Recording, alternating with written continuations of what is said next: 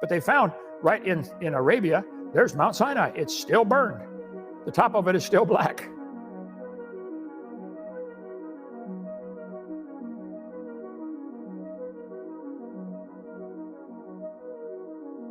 If you look down from Mount Sinai, you see where they put walls up to stop the people from coming to gaze at God. And they carved a cow on one of the rocks.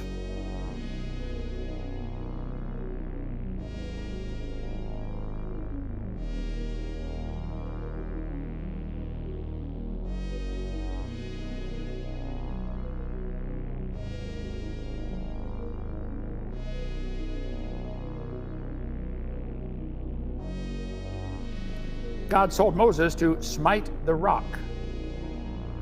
Now he didn't. He smote the rock a bunch of times and God got angry with him.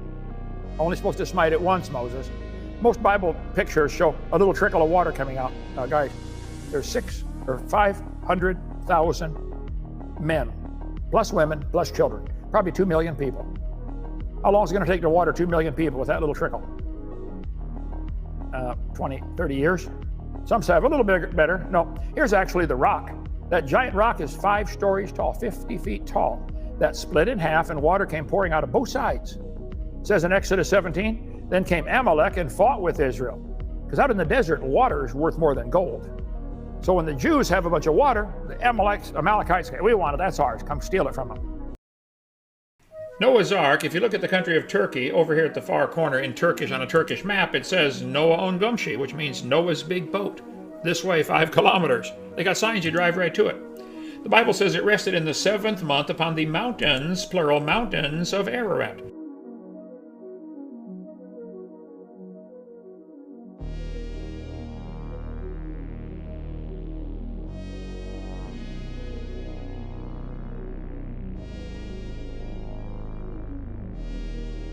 Right here, Life magazine published the article about the high-altitude spy plane in 1960 that flew over eastern Turkey. And there's a mud and lava flow here coming off the mountains of Ararat. And they noticed this weird teardrop-shaped object in there. I said, what is that? Nobody thought much about it, but they did a few expeditions there and said, man, this might be Noah's Ark. In 1978, there was an earthquake. That area is very geologically unstable. And either it came up or the ground fell down. We don't know, but the result's the same. It's now sticking up out of the ground about 20 feet. And Ron and others verified that, hey, this is indeed Noah's Ark right there. Radar scans show beams underneath, deck timbers, heavy-duty lumber down in there. It was apparently bolted together with rivets. They knew about iron. Remember we read that in Genesis chapter 4, Tubal Cain, an artificer of brass and iron. I mean, that was way back before the flood. That was Adam's great-grandson. So they find these rivets over there. Apparently, giant rivets were used to bolt the ark together. And it looked like it's made out of 3 layers of wood, plywood. One theory is that gopher wood means plywood, 3 layers laminated. And they cut a section of it off. And sure enough, there are 3 very distinct layers of wood, 4.5 inches thick. That's heavy-duty plywood. So the ark would have landed way up here at Kazan, which, by the way, is of Turkish language means village of 8. Why would you name a village of 8? How many people on that boat? 8. Yeah, what do you think? Anyway, it's now way down here, 17 miles away, but there's the village of Kazan, Turkey. Well, here's where they were in Egypt, in the land of Goshen. Here is what some people think they crossed the Red Sea. That is not correct, but that's what they say. You think it would take Pharaoh's army 3 days to catch them if they're crossing right there? No. This is the Sinai Peninsula, and then they went up to the land of Israel where they are today. He turned the sea into dry land, it says in Psalm 66. They went through the flood on foot. There did we rejoice with him. Where's the land of Egypt down here? Blow it up a little bit.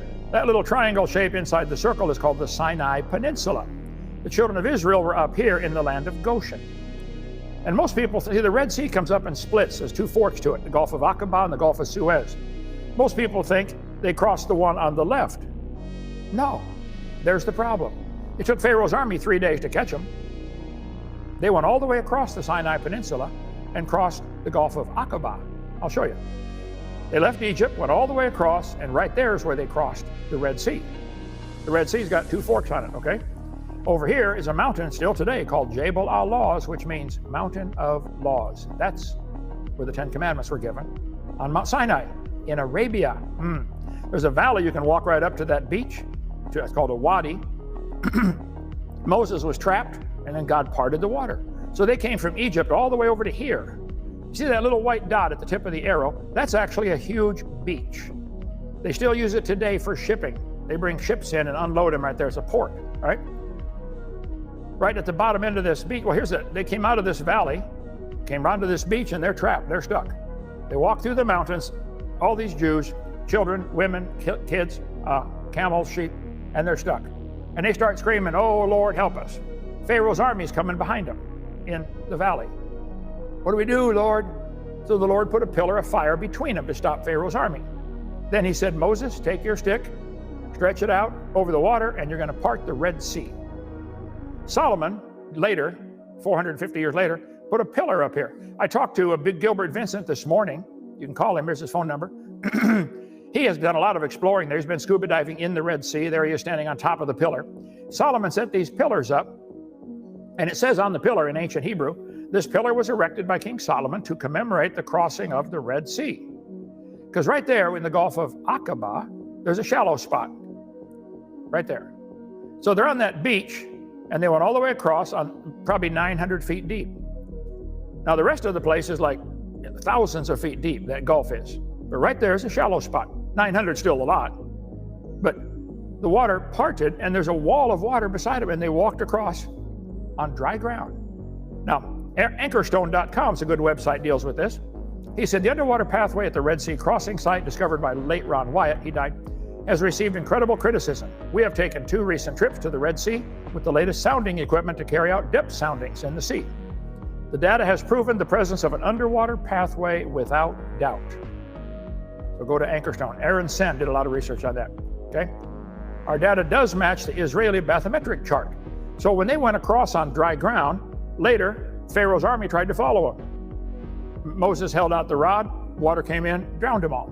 Well, if a whole army drowns, wouldn't you find some, parts, swords, bones, something? Sure enough, they find human rib cages. There's an arm preserved in coral. There's a chariot wheel. At the bottom there, when they go scuba diving, there are 4-spoke, 6-spoke, and 8-spoke chariot wheels. Here's an axle came off. The Bible says God took the wheels off their chariot to slow them down. The purpose of the red heifer is for purification for the temple services. So out of these 5 red heifers, only one of them needs to be without blemish. Now, it's truly, when I look at it, a miraculous thing if that happens, because if they have more than 2 hairs that are not red, just one of them does, it's disqualified. Or any other blemish. If they're harmed in the transportation from Texas to Israel, they're blemished. They're no longer valid. They're disqualified from being part of the sacrifice. So there's 5 of them in the running. And there's only been, by the way, 9 throughout the history of the world going up to the time when the sacrifices ended, 70 AD. Only been 9 from the time of this commandment in Numbers chapter 19 up until 70 AD. Jewish tradition says there's going to only be 10, and the 10th one will usher in the Messiah. We know there's going to be a temple built in Jerusalem. We know there's going to be sacrifice that is taking place, which apparently it looks like the red heifer is necessary for the purification purposes. This is really amazing. There's going to be sacrifice taking place because it's going to be ended by Antichrist according to Daniel chapter 9. We have Muslim nations moving towards peace with Israel and prophetic Ishmael-Isaac reconciliation. I'm thinking Isaiah 28, Daniel chapter 9. We live in amazing days. What else do we have? Even more things. Record number of Jews visit the Temple Mount. And then what else do we have? A record number of Jews making their Aliyah, coming back home. Even if they never lived there before, they're returning to their homeland. They're Jews and they're returning to the homeland in fulfillment of the scriptures. Because the Bible's very clear. God says, I will bring them from every place that I have scattered them. Folks, get ready. All of these things are just proof that the Bible is true. The fact that all of the prophecies of the second coming of Christ are coming together, even looking at the red heifer, this is amazing. They're all coming together at this particular time while we watch all these other prophetic things being fulfilled, converging. They all point that the Bible is true, but the most important thing is that Jesus came the first time. And if you don't know Jesus who came the first time, then understanding all Bible prophecy isn't going to do you any good, because you must be forgiven of your sins. You must trust Christ, because when Jesus came the first time, even the sacrifice of the red heifer points to his sacrifice outside of the city, hanging on the cross, dying for the sins of anyone who would believe in him, being judged for the sins of anyone who would believe in him. Listen, if you haven't trusted Christ to forgive you of your sins, surrender to him now. Ask him to forgive you of your sins. A guy named Kei Mori, Keio University in Tokyo, started raising tomato plants. All he did was filter the sunlight so that the light was not giving any ultraviolet or any X-rays, just pure light. He did not pressurize the air. He did not give it increased CO2, just simply filtered sunlight. His tomato plant grew 16 feet tall and produced 900 tomatoes on one plant. It kept growing and growing. They moved it to a shopping center, built scaffolding to hold up the branches. They said this thing might produce 10,000 tomatoes. Well, the last I heard, it actually produced 15,000 tomatoes and grew 40 feet tall, a tomato tree. Now his tomatoes, they were cherry tomatoes, but they came off baseball size. That was just filtered sunlight. Had he increased air pressure and more CO2, no telling what it would do. They've discovered under every leaf of a plant, well, this is a fake one, but under the leaves, you'll see, if you get a magnifying glass, little tiny holes called stomata. You kids will study that in biology class. The stomata close up at night, open in the daylight to let the air circulate in and out of the plant. That's how the plants breathe, through the stomata under the leaf. They've discovered the chirping sound that birds make at 4 in the morning opens the stomata. You ever wonder, why are the birds out there chirping at 4 in the morning? Go to bed. Oh no, they're doing their job. They open up the stomata under the leaf. One guy got curious about this, so he found out that the chirping of the birds can be mimicked with classical music.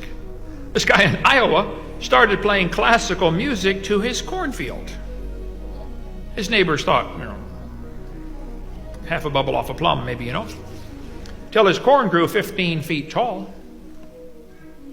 They said, what channel was that you're listening to? I think the pre-flood world had greater air pressure, increased CO2, filtered sunlight, the music of the stars.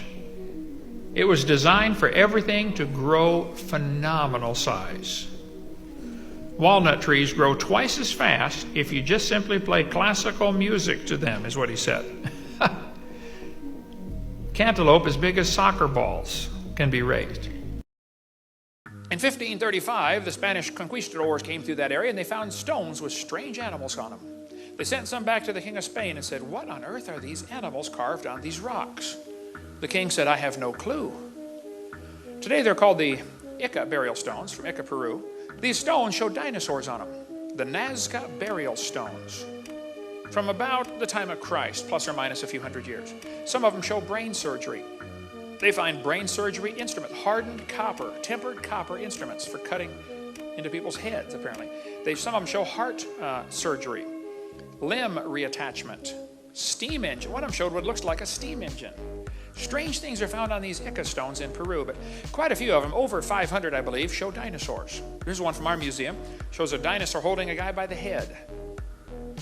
This one we've got shows what appears to be a guy cutting the head off the dragon because the dragon killed his friend. You can see the friend's body is inside, but his head's missing. This guy's jabbing one through the throat with a spear. This one's hard to see, but he's shoving the spear down the dragon's throat. Some of them show circles on the side. Now that's kind of interesting. Why would they put circles on the side of the dinosaurs?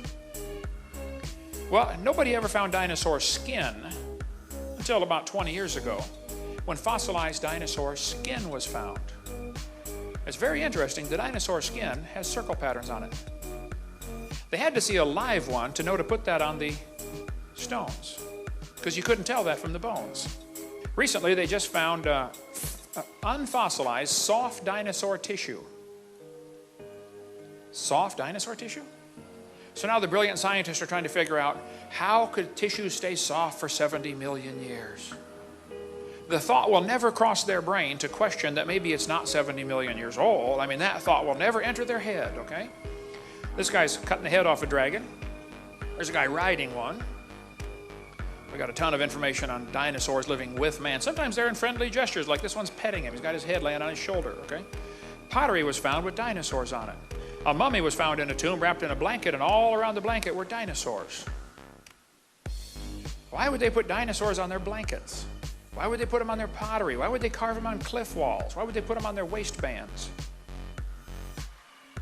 In Acámbaro, Mexico, 56,000 ceramic figurines of dinosaurs were found. They knew about them in central Mexico. They have always lived with man. They did not live millions of years ago. But everybody today is saying dinosaurs lived millions of years ago. Nobody's ever seen one. Yeah, I think they have, okay. Do you really honestly believe that you have been on the remains of Noah's Ark? I have no doubt in my mind. This has to be a man-made structure. It's full of metal. Metal has a regular pattern to it, and the size of the thing and the shape of the thing is such that it's almost certainly a large boat.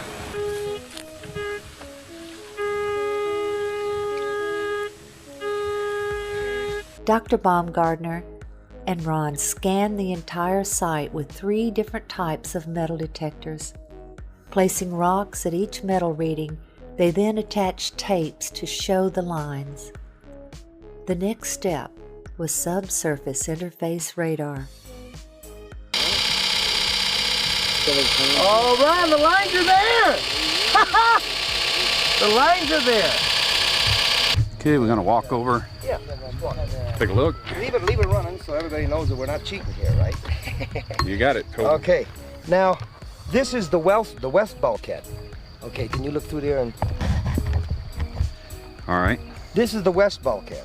All right. That was over there. And he walked easterly. Here we start getting the longitudinal bulkheads. Here, here, here, here, here, here, here, here. Okay. Here. You see there how it shows up? Right. The initial scans were very impressive, showing internal structure consistent with bulkheads and rooms. But to be sure they were interpreting the data correctly, Ron took the scan printouts to Geophysical Survey Systems, the developer and manufacturer of the radar.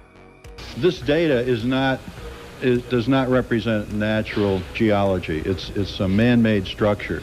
The finished shape, outlined by the ribbons, was that of a huge ship, the approximate length and width of Noah's Ark, as described in the Bible. But radar scans show that there are deck timbers, some kind of huge timbers in there. Apparently, some kind of big structure. They find iron rivets in there. The Ark was bolted together. They knew about iron back then, not a problem. You can see some of the rivets at the Wyatt Museum south of Nashville, Tennessee. It used laminated wood, 3 layers of wood glued together with a tar-like substance, pitch, made from tree sap. And apparently it's like basic plywood, okay? Huge, thick layers of wood. Apparently the Ark landed close to Mount Ararat, got stuck in the mud. Everybody got off and left, and at some time later there was a mud flow or a lava flow that pushed the Ark down and broke the bottom off. It used to be way over here at the left at a little village called Kazan, which in Turkish means village of 8. Village of 8. Wait a minute. There was 8 people on that boat. In order to figure out where the Exodus actually happened, you have to figure out where the Red Sea crossing miracle happened. And there's multiple candidates going across the Gulf of Aqaba from Egypt into modern day Saudi Arabia. The most interesting candidate to me is Egypt's Nuweiba Beach. Thanks to Google Earth and being able to look from above as we've never been able to before, this spot at Nuweiba Beach on the Egyptian side of the possible crossing becomes almost obvious. You need a beach where you can fit millions of people. Those millions of people, the Hebrews, have to be blocked in by canyons, by the mountains, so that Pharaoh's army could have them trapped. The only place they could escape would be through the waters. And right at this location, amazingly, there appears to be an underwater land path. So if the waters were parted, they would need somewhere to walk to. And here, just at this location, there happens to be that underwater land path. So if the waters were parted, they could walk from Egypt through the waters of the Gulf of Aqaba into northwestern Saudi Arabia, into the area that the local Saudis call the land of Jethro. By this underwater land path going from Egypt's Nuweiba beach into northwestern Saudi Arabia, there are very interesting coral anomalies that look like the remains of chariots, specifically chariot wheels. And there have been metal detectors brought down by divers that detected circular patterns of metal within the coral. Now, a lot of this would disintegrate over time, obviously, but coral can wrap itself around an object and dissolve it and retain the shape. And so divers who have gone to this area have described it as looking like an ancient junkyard, a place where potentially an army was destroyed and shattered into pieces, and the coral retained the shape of those debris. New research shows that Christian, Jewish, and Islamic sources for a long time have identified the real Mount Sinai as being the highest mountain near an area of Saudi Arabia called Al-Bad today. And if you go to Al-Bad today, the highest mountain is the Jebel al-Lawz mountain range, and specifically a peak named Jebel Makla, which means burned mountain. The reason it's called burned mountain is because it has a blackened top that makes it very distinct, and you can see it from far away. And so that leads people to see it and question, is this evidence of God descending upon the mountain in the form of a fire like the Bible says? The locals refer to this mountain as the Mountain of Moses. And they will tell you how generations after generations have known that this was the real Mount Sinai. In front of this mountain, just like the Bible says, you can see a collection of rocks that have inscriptions of people worshiping bulls. And the local tradition is that this is the golden calf worship site, to the point where locals will even suspect you of searching for gold if you go there. So we know from the book of Exodus that God tells Moses to set up an altar of uncut stone without steps at the foot of the mountain, and next to that altar to set up 12 pillars to represent the 12 tribes of Israel. When you go to the foot of this candidate for Mount Sinai, known as the Mountain of Moses, you come across an ancient altar where you could see where the animals would have been lined up for sacrifice. It is made of uncut stone and it has no steps. And next to it are the remains of about 12 marble pillars. One of the biggest miracles of the Exodus story that many people would find hard to believe is the story that God told Moses to go up to a rock and strike it with his rod so that water could pour forth and his people could have water to drink from who were dying of thirst. Amazingly, along this route to the possible Mount Sinai, you come across a gigantic split rock on top of a 100-foot hill, and the rock itself is between 40 and 60 feet high. When you climb it, you look like an ant next to it, and down the split in the middle and the rock below, it's smooth. The adjacent areas are all rough with different types of rocks. It's very bumpy. But then in this area, it looks like water poured forth from that rock, from the split, coming down the hill onto the ground below. And the local Bedouins, who have been told to keep people out and will actually confront you if you go there, will say that this is referred to by them as the split rock of Moses. At one point in my life, I thought that as human knowledge developed and as science developed, we would move further from the biblical account, that those would look more and more like myth. Now I see that it's looking more and more like an accurate historical account. This is the electromagnetic spectrum. Now your eyeball can pick up those vibrations and translate it to pictures called the colors: red, orange, yellow, green, blue, indigo, violet. Suppose we get to heaven and God gives us new eyes that can see the entire spectrum. That means there'll be brand new colors. Not new shades of these colors. Brand new colors. Can you imagine? If we get eyes that can see the entire spectrum, you're going to be able to see the sounds coming off the piano and organ. Right now we can only hear them. What if you could see them? What if we get new ears that can hear the entire spectrum? What if you could hear the colors. Folks, we've only got 5 senses. Maybe there are more. But if we get to heaven and God takes just these 5 and expands them to the max, we're going to spend forever walking around heaven going, wow, wow. Have you smelled that? Come here, lick that. Wow. Now, if you like living in your body with the sights and sounds and tastes of this world, wait till you get to heaven. You're headed for a systems upgrade that's going to blow your mind. Hidden behind a narrow entrance lie strangely shaped ceramic jars. Curled up inside are ancient treasures. Delicate scrolls of Hebrew writing dating back 200 years before Jesus. One of them is over 20 feet long and contains almost the entire book of Isaiah from the Old Testament. These battered parchments become known as the Dead Sea Scrolls, the oldest biblical texts in the world.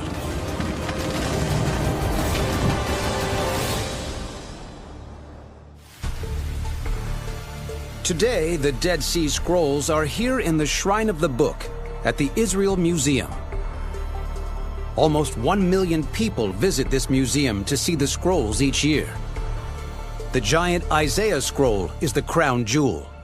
The scrolls are the greatest biblical treasures of all time. Handwritten copies of the Bible from the time of Christ. They shed light on Jesus, Judaism, and the emergence of early Christianity. But many great mysteries about the scrolls themselves remain unsolved. Their chance discovery is just the first of many. More caves containing hundreds of scrolls are soon revealed. The remains of approximately 1,000 different scrolls were found in 11 caves in this area. A cave less than a mile from the first proves the richest of them all.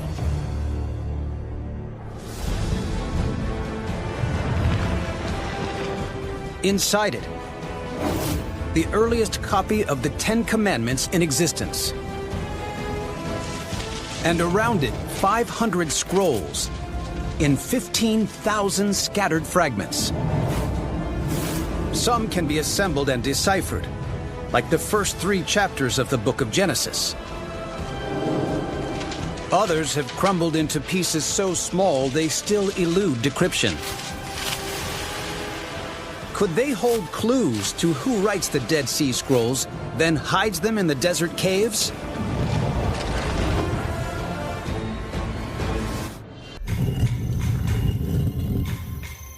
The ruling Jewish priests in the Temple of Jerusalem follow a lunar calendar with 354 days in a year. On the new moon, high priests make offerings of fruit and grains and sacrifice animals to please their God. The writers of the scrolls reject these offerings and instead become obsessed with purification, immersing in cold water at least twice a day. They decide to follow their own calendar with 364 days in a year, based on the movement of the sun. The Dead Sea Scrolls are the library of a mysterious sect, the Sons of Light. But who are they? What happens to them? And why do they hide their precious text to be lost for 2,000 years? See right now, but the really cool part about where I'm standing is that as I pan here, you're gonna see I'm standing actually in fresh water that's flowing down out of the Judean mountains into the Dead Sea. So we're literally standing in prophecy being fulfilled. You can read in the caption the references from Zechariah and Ezekiel that prophesied about this. And we're literally standing in it here right now. And this is a prophecy in the Bible that said would take place. In Ezekiel 47, 8 through 10, it says, "And he said to me, this water flows toward the eastern region and goes down into the Arabah, where it enters the Dead Sea. When it empties into the sea, the salty water there becomes fresh. Swarms of living creatures will live wherever the river flows. There will be a large number of fish because this water flows there, and makes the salt water fresh, so where the river flows, everything will live. Fishermen will stand along the shore from En-Gedi to En-Galam. There will be places for spreading nets. The fish will be of many kinds, like the fish of the Mediterranean Sea. Zechariah 14:8 also says, "And it shall be in that day, the living waters shall go out from Jerusalem, half of them toward the former sea, and half of them toward the hinder sea. In summer and in winter shall it be." So with the continual rivers flowing into the Dead Sea, and then also just like in the reference in that first article about sinkholes popping up in the Jordan because the Dead Sea was receding, and they're talking about how that is a cause of destruction, when in reality it's a prophecy of this life coming to the Dead Sea. We have these articles, this has been documented since about 2016, that these sinkholes around the Dead Sea are filling up with fresh water, and that actually fish and living creatures and birds and plant life are now growing there at the Dead Sea, really looking to be the beginning of the fulfillment of this prophecy in Ezekiel. The Dead Sea is more than 400 meters below sea level, making it the lowest point on the entire earth. Pretty amazing when you see the prophecies and the things written about this. Somebody who doesn't think the Bible is real and was just made up by people, and yet this location, of course, something they definitely didn't know, that's the lowest point on earth. It's just definitely no coincidence that it's such a distinct place like that on the earth. But worth referencing about the fresh water here also is that in 2011, a research team discovered a series of deep freshwater springs that come up from the sea floor and replenish the dwindling supply of salt water with fresh water. It's amazing to see these things take place. The Bible has these things written in it thousands of years before they happen, and then we're seeing them take place and start to within our days. Now I need y'all to listen to me very closely. In TikTok, this is for entertainment purposes only. And I know y'all probably wondering, like, who is this person that's in this coffin behind me, right? This is Gilgamesh. Yeah, the Nephilim, Gilgamesh. They found this tomb back in 2003, and this conspiracy that his tomb being raided was the whole reason that they went to war in Iraq. It's a conspiracy, right? Let's check it out. Look how intact his body is after all these years. Just look. Real life Nephilim.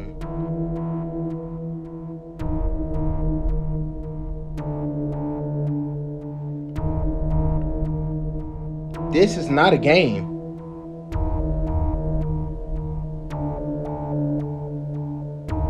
This was way back in 2003 when they found his body. Are y'all seeing this? Are y'all seeing this? How entertained are you guys? And about a year or two ago, it was a rumor, this is only rumor now, that they was trying to resurrect this nigga. I just find it kind of entertaining how now you can't find no type of information on that nowhere on the internet now, but a year or two ago you could. When I say the rocks were alive, I meant the rocks were alive. Do you really think this is just coincidence? Do you really think this is just some pareidolia? We're not just seeing faces here. A whole lot more than just faces. A coincidence is going to the market and seeing your friend there. At the same time, pareidolia is seeing faces in clouds. This isn't seeing faces in clouds. Just think of where all that pink Himalayan salt comes from. Now people say that's not how fossilization works, or we got carbon dating, but how accurate is it? You know they lie to us about everything. Just look at some of this petrification. Some of these artifacts that have no explanation. Petrification and fossilization takes a lot shorter than they tell us. And in the right scenario, like one big massive cataclysmic event, you have a perfect petri dish for what you see here. Geology, that is nothing more than hardened biology. Question everything, friends, especially the pink Himalayan salt. Until next time, friends. The fact that this was discovered hiding under a painting during a renovation of a cathedral in Naples says it all. Another sloppy cover-up of our true past at work. I think they tried to cover up giants and dragons, griffins, and a lot of other creatures. Yet they did such a sloppy job, they just ended up calling them mythical creatures. But isn't it odd, the Chinese zodiac has all real creatures but one. And the fact that so many of our cultures, all across our realm, share the same depictions of dragons, much like they do giants and many other creatures. These artists drew exactly what they saw.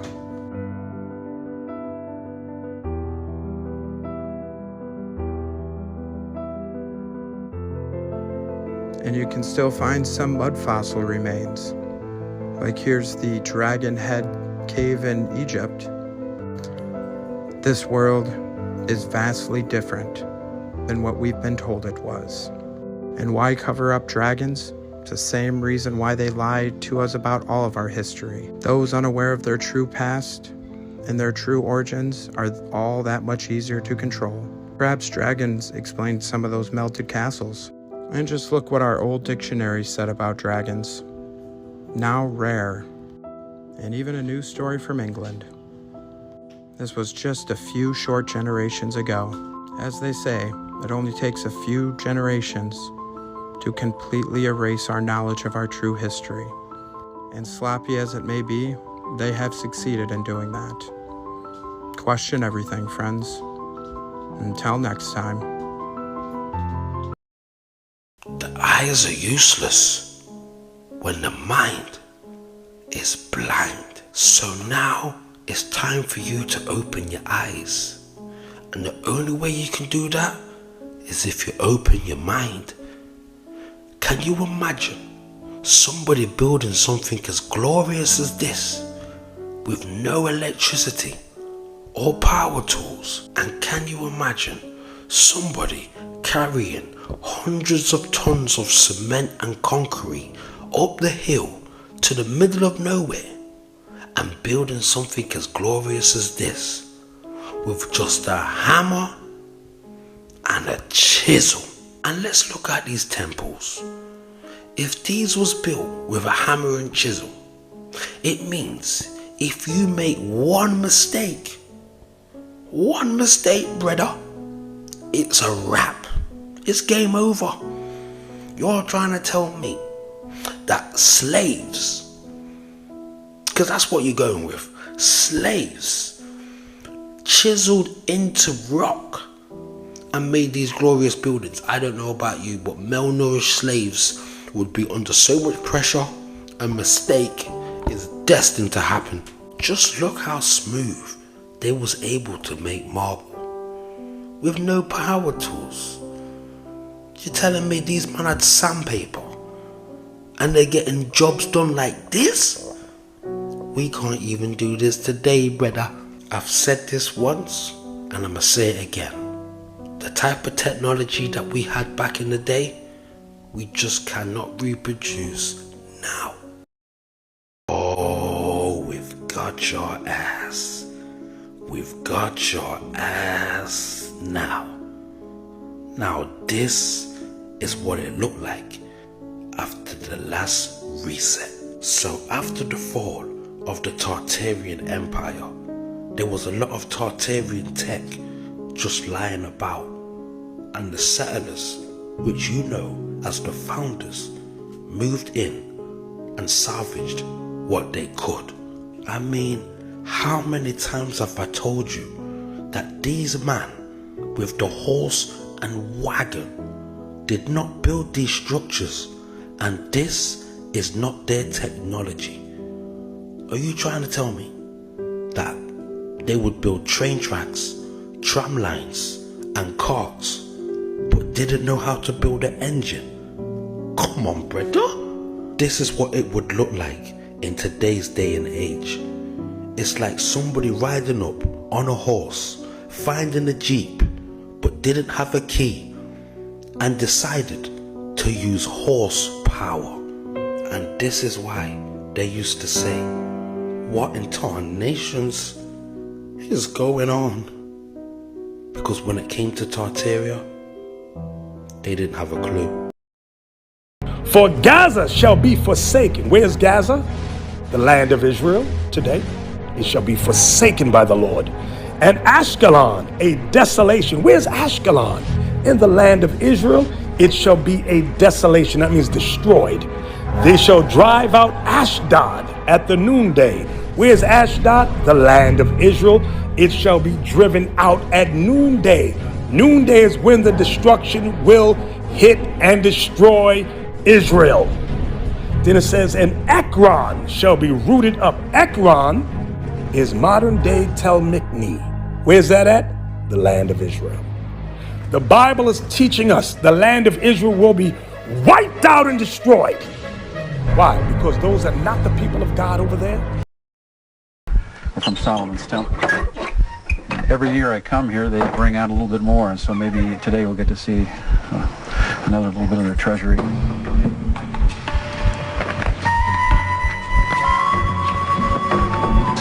This is called a gomer. Gomer. And it's made out of bronze. And it does fit with the description of an artifact from the Bible and even the temple. They claim it's from Solomon's temple. This gomer was placed on Bob tells me they placed the gomer on a stand and used it to collect the blood from a slaughtered animal. But what's remarkable about this is that the Israelites stopped practicing animal sacrifice almost 2,000 years ago.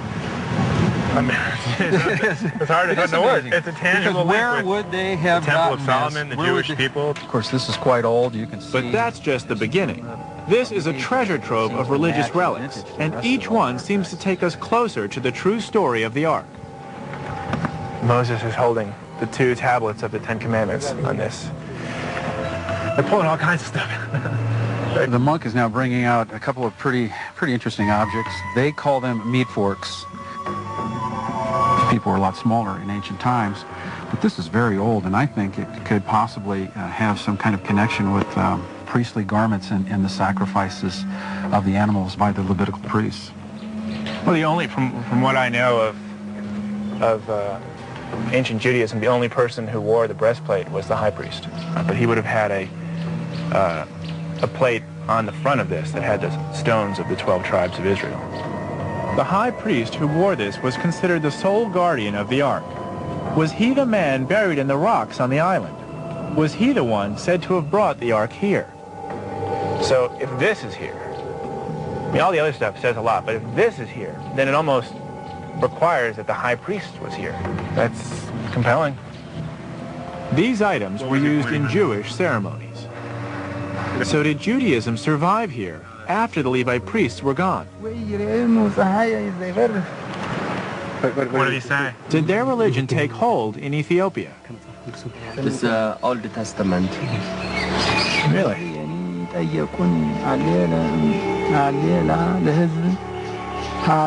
This whole area was Jewish, and they called themselves. They left us with a riddle.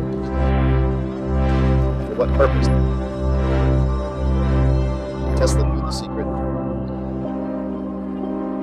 The universe is magnetism itself. From sound waves, everything is energy. What is the price to pay for seeking the truth? His opponents are not praised, and indeed eliminated. Look at your hand. It is pure energy. Everything is energy.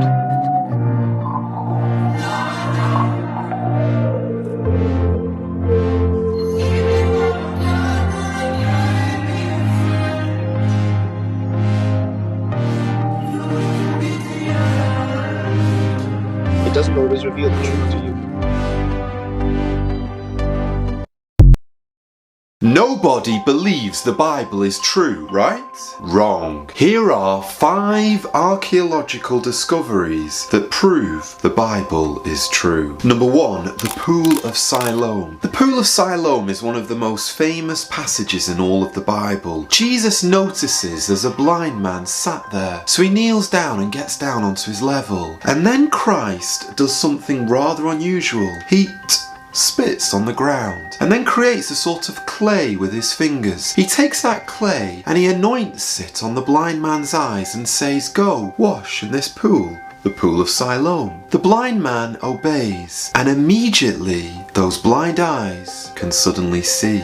But here's what's interesting. Until very recently, skeptics used to say, "Where is this Pool of Siloam? It doesn't even exist." Well, in 2004, a large drainage pipe in Jerusalem needed fixing. So construction workers began to dig the ground to try and solve the problem. As they dug, they noticed something very peculiar. They saw some large stone steps. So they called 2 archaeologists, Ronnie Reich and Eli Shukran. And when these 2 men saw what was beneath the ground, as they dug further with other archaeologists, they uncovered multiple steps and a pool which was 225 feet long. But how do we know that this pool is the Pool of Siloam? Well, there are 2 clues. The first one is this. It was found in the city of David, next to the Temple Mount, exactly as the scripture tells us. And the second clue is this. Right at the end of this pool was Hezekiah's tunnel, which is something that King Hezekiah had dug out as an irrigation system. Again,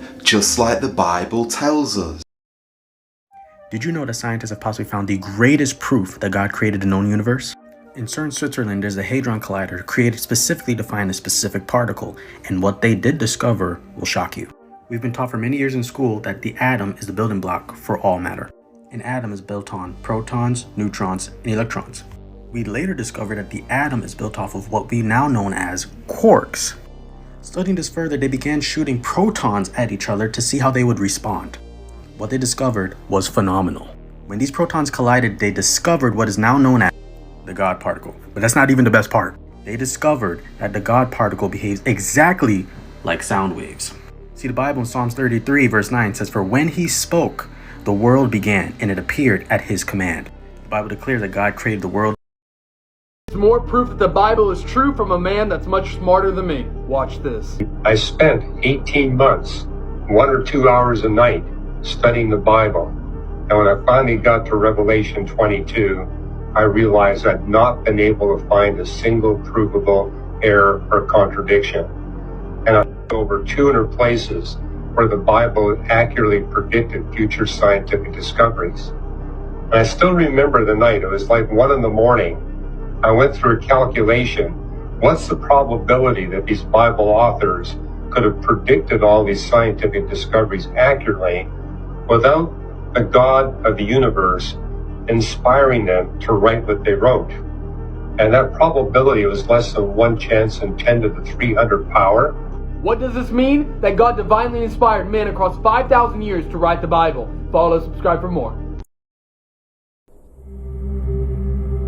The Bible begins with a statement that is so simple a child can understand it, yet so inexhaustibly profound. In the beginning, God created the heaven and the earth. You see, this argument over God's existence, or creation versus evolution, is not so much a religious argument, rather it is an ontological argument. That is, an argument concerning the nature of reality. It's not science versus religion, it's a worldview clash. 2 different views of origins, resulting in 2 totally different worldviews that clash. People are battling over 2 different histories. You either trust God or you trust man. It really becomes an issue of authority. Who is the authority? Is it God and his word, or is it man? Really, we only have 2 possibilities. Either the universe and we came about through a purely natural, purely physical process. We just happened, or somebody made us. I was really taught that there was a big bang. There was millions of years. Man slowly evolved. Evolution, atheistic evolution, big bang, millions of years. If we simply happen, then there really is no right or wrong.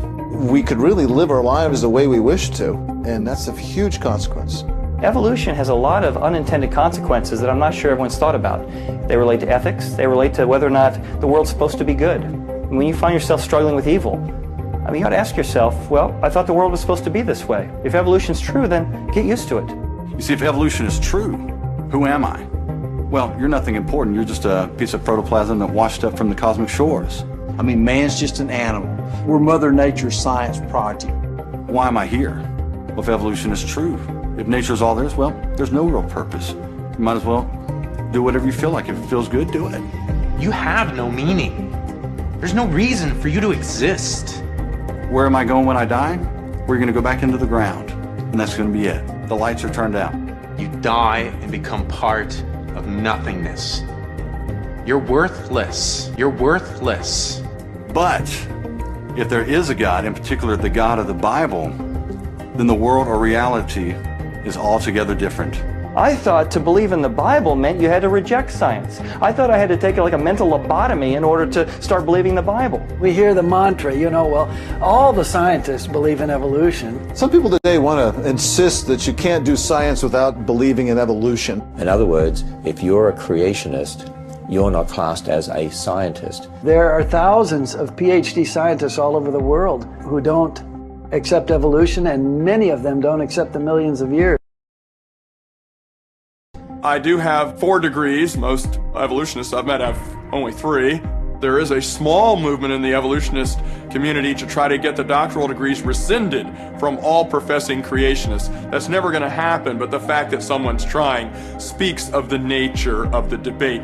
The secularists, the atheists, they took control of science. They took control of all the science journals, all the university science programs. They've taken over the museums, they've taken over the state schools, they've taken over the universities. The textbooks, the public schools in every country. The secularists really have control of the education system, and they want their religion of secularism, of atheism, of naturalism forced upon the students. They use political pressure, they use scare tactics, they use the ACLU, they will intimidate school districts and take away their autonomy that is given to them by the Constitution. And if that's what they have to do, if you need laws to protect your scientific theory from criticism, what does that tell you about your theory? In America, there is no separation of church and state because the state is forcing a religion on generations of kids, and that is that everything can be explained by natural processes only. They eliminate the supernatural. That is a religion. It's a religion of atheism. They hijack science and they convince the whole world that science is only possible within an atheistic worldview, even though modern science was born in the womb of the Christian worldview. Do you know that science was pretty much invented by people of faith? Think of Isaac Newton. I think he needs a better PR agent. All we know is that he had an apple fall on his head and discovered gravity. He was always trying to do mathematical formulas and show that the idea of math and reason came directly from a creator who invented the world. Isaac Newton, Boyle, Pasteur, Faraday, these guys were Bible-believing Christians. Johann Kepler, who really pretty much invented modern astronomy. He didn't see a problem between science and the scriptures. Most of the early scientists were not materialists. Most of the early scientists were theists, believed that there was a God who had created everything, and the reason that we could understand the created world was that there was a mind, an intelligence behind the material world. We need to acknowledge there's a creator God who put in place an orderly universe to allow us to understand science. I believe that the ultimate reality is God, who created and who upholds the universe.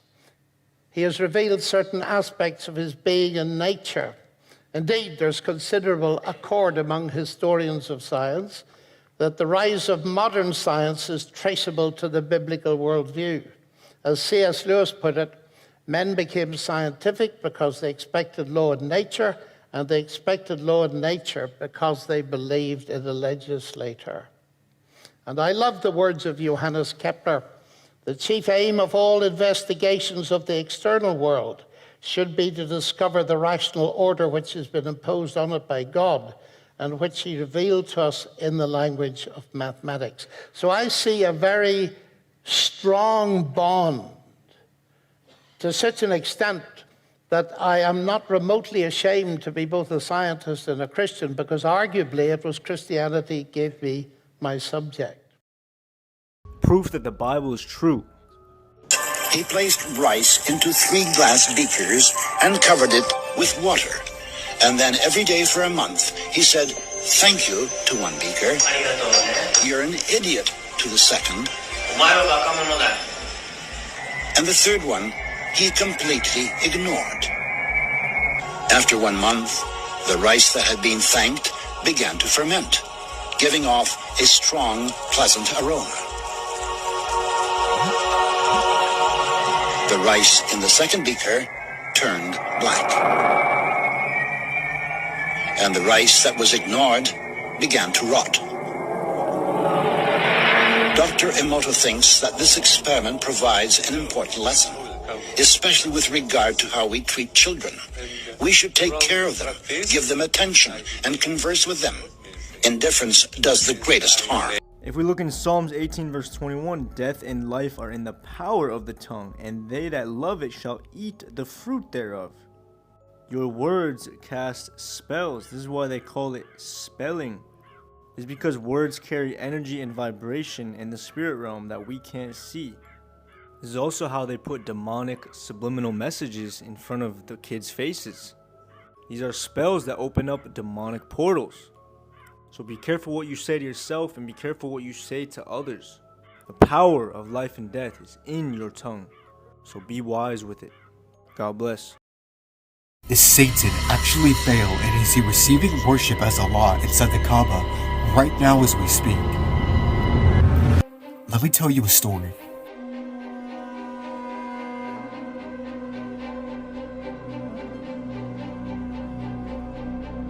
It's the 5th century AD, and the lonely sand-swept deserts of Arabia have not yet been introduced to the religion of Islam. That would come 100 years later. No, the Arab world was much different before the Prophet Muhammad was ever even first mentioned. Jews, Christians, polytheists, Zoroasters, multiple different religious groups existed at the same time as these polytheists. This is really important to understand. I want you guys to try and think deeply about this.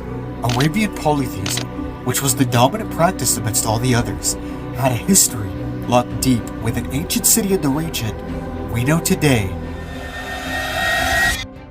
as Mecca.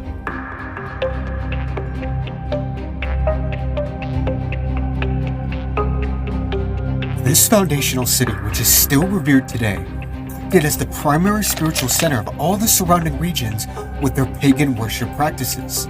The cube, or the ancient house which is at the heart of the city, was actually used to house all of the local gods. 360 of them to be exact, and they would honor these gods by encircling the shrine in a lunar-like procession. This practice would later be taken by Islam, which is really quite interesting if you think about it. Islam, meaning submission to God. But my question to you is, which God?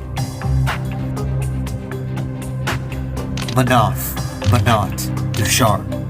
These are but a few of the names of the various idol gods worshipped in the Black Cube, which would have been placed adorning the inside of the shrine and along the outer rim of the cube for their ritualistic purposes.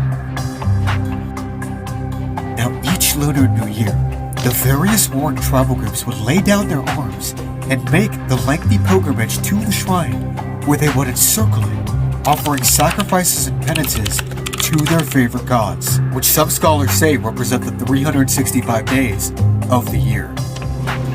Encirclement, frustration, pilgrimage. I think you guys are starting to get the picture of what I'm trying to paint. But even with all this context, the mystery starts to get even deeper when you actually look into the history of the gods worshipped in the Black Cube. There really is only one singular deity that stands out in particular amidst all the rest, and his name is the ancient god Hubal.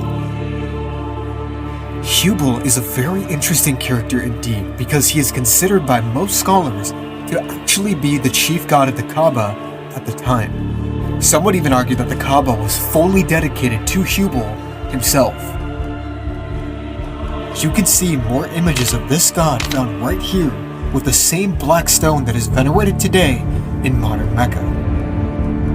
But here's where it really starts to take a dark turn for the worst.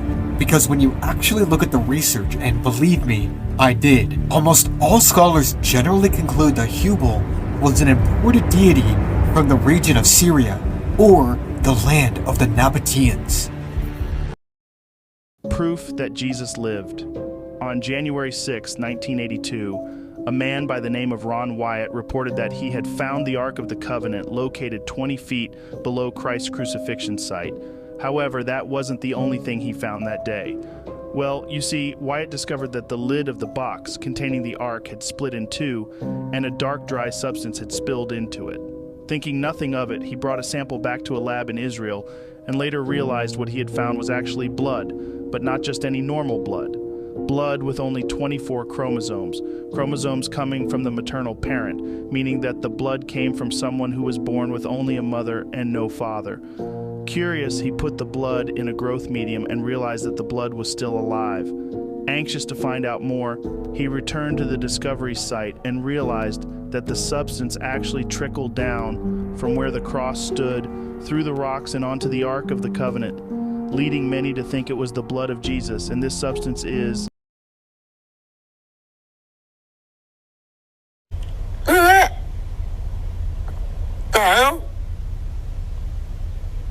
So a lot of people are calling it like a UFO and whatnot. Aliens, man. And that's how the Bible describes certain angels. Pretty stunning resemblance, I'd say.